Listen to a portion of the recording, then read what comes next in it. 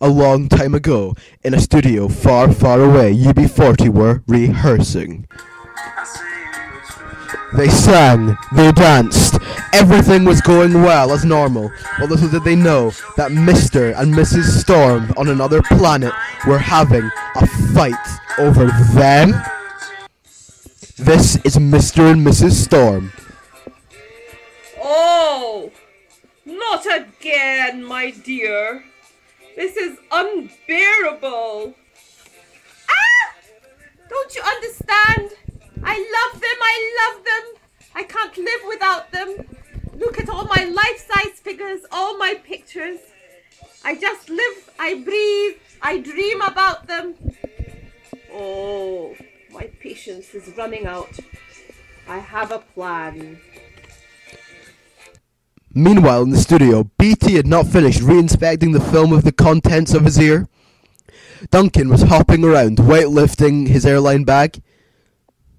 Earl was still squinting at his cigarette, which was still at half-mast. JB had just taken a sparkly-toothed bite out of his ham sandwich. Lawrence had not yet finished, fixing a straying strand of hair with his trumpet. Norman, who was doing his ballet exercises, was mid-pirouette. And Pikey was balancing a cheese board on his hand precariously. And Robin was mid-multitasking. Well, strumming his guitar and drinking tea. And Earl was rippling his finger muscles satisfactorily. But then, suddenly, a storm came. What was going to happen? What was going on? This was a horrible, horrible sight. All the band members went flying. They didn't know what was going to happen. Then they got sucked into the abyss. The crew members cried in anguish. What was going to happen? They swirled and swirled around. They were in a tornado, a cyclone, anything. What was going to happen is what they kept on thinking to themselves. They landed, crashed to the ground. Where were they? A maze of some sort? What was this horrible, horrible place? Then they saw a figure, the abyss. Mr. Storm appeared out of the silhouetted shadow. Stop! In the name of love! Shouted Mr. Storm. This is Storm, your cyclone speaker, and I have kidnapped you because I can stand it no more. My wife is obsessed with UB40, and so I am depositing you in a labyrinth, on an island, from which you will never, never, never emerge. You will spend your life in silence. My life has just got better. I've got a wedgie, said Pikey in a quavering voice, munching on a piece of cheese puff cracker which had stuck to his jacket. JB pulled on nearby twigs, easy snapped them, and in true survivor fashion started banging on an empty, abandoned tin can. Earl, who had sat down, happily finishing his ciggy, to track his steer, starting hummy in a falsetto tone, I feel close to me. Norman had landed neatly on his toes, but still in a pirouette, his hands above his head in lotus position, smiled, and the walls shaka-laka. Duncan's delectable hands were still in his airline holiday bag. Even his wondrous long legs could not see over. He found the Skoda airbag, inflated it, was lifted up for a second. It's true, true, true, he thought, we're in a labyrinth. The bag, not being made to be used as a parachute, deflated, and Duncan was back on the ground. Bother, said Lawrence. Oh, I have dust in my cream jacket, he thought. He looked at his image in the shiny trumpet. You're gonna need me, he mumbled to his reflection. Tony had landed on his fingers, poised like a tiger ready to pounce. Bring it on, homie, he thought, and started meditating, levitating.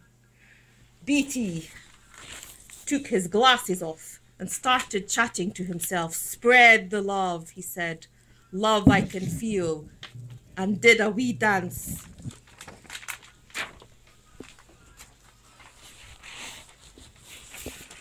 Robin had been strumming in the air. He calmly finished his cup of tea. His head started waving. Come on, lads, let's get it together. I don't want to see you cry.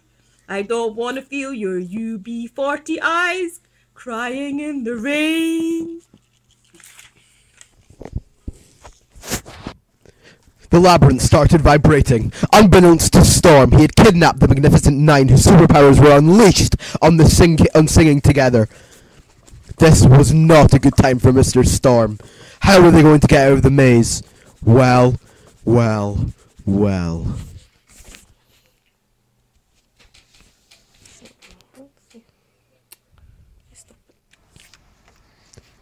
Brian the Benevolent reached out his arms and chanted karmic chants, calling upon his bedazzling, bejeweled saxophone, which came flying to earth to the master. He blew onto his saxophone, and millions of strands came out, elevating him upwards. Duncan was the daring, dashing dude who was the owner of a voice so sublime as it lifted him off the ground, cushioning him upwards like a lovely, God-sounding angel. Earl, the experienced X-Man explorer's bass guitar button. When he peered over, he unleashed an E-phone map, which navigated him out of the maze. JB, also known as the Politburo members as James the Joyful Joester, the savant Swish, radical, revolutionary rebel leader. He positioned the twigs on his boots and he did a rebellious tap dance. The further he drummed, the longer the twigs became, until he was on stilts, reaching for the sky, reaching for the earth. What was going to happen? Then Lawrence, the laudable lion-hearted trumpeter, took off his cream jacket, put it on the ground, blew on his trumpet, and lifted him like the magic carpet lifting him up, like a lovely trumpety beacon. Tony was Tony the Terrific Tai Chi Turbo. He just hovered. Then he shot up into the air like a beautiful catapult. Go. Norman, shaking his legs, creating a propeller, waltzed up into the air, using his twinkle toes to come in handy. Robin.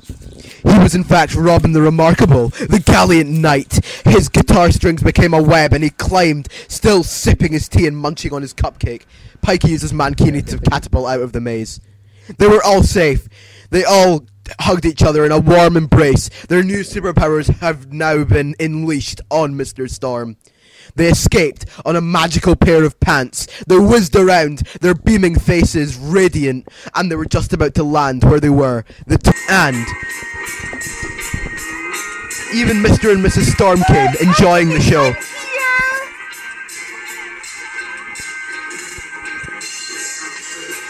Isn't this lovely? Oh, so excited. Oh, I suppose it's good. Oh, that's lovely. I'm enjoying that. Oh, wow. Whoa! Well, I've got to run.